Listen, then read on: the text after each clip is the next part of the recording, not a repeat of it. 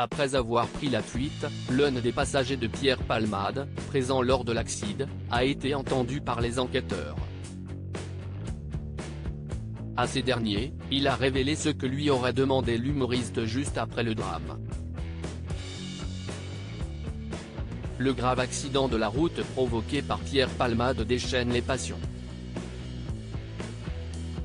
Chaque jour, une nouvelle information tombe concernant ce drame qui a grièvement blessé une famille, un homme d'une quarantaine d'années, son fils de 6 ans et sa belle-sœur de 27 ans, enceinte, qui a perdu son bébé.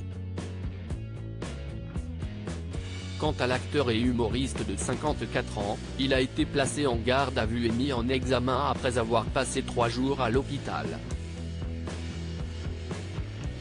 Les faits qui lui sont reprochés sont graves puisqu'il est poursuivi pour homicide et blessure involontaire par un conducteur sous l'emprise de stupéfiants. En effet, il a été testé positif à la cocaïne, lui qui aurait organisé une fête de plus de 24 heures à son domicile avant de prendre le volant. Alors que le parquet a réclamé son placement en détention provisoire, l'ancien acolyte de Muriel Robin a finalement été placé sous contrôle judiciaire et assigné à résidence à l'hôpital Paul Brousse de Villejuif, où il est traité pour son addiction. Une autre enquête a également été ouverte pour détention d'images pédopornographiques. Pierre Palmade se serait inquiété pour les blessés à en croire ses déclarations lors de sa garde à vue. Pierre Palmade est rongé par la culpabilité. Non seulement il était sous l'emprise de stupéfiants au moment de l'accident, mais si est son véhicule qui cesse de déporter de sa voie. Il est catastrophé, il a honte. Il prie vraiment. Il ne pense qu'à eux.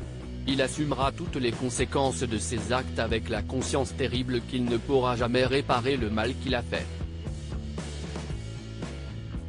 Aussi vain que cela puisse paraître, Pierre leur demande pardon du plus profond de son âme, a confié sa sœur Hélène dans les colonnes du Parisien.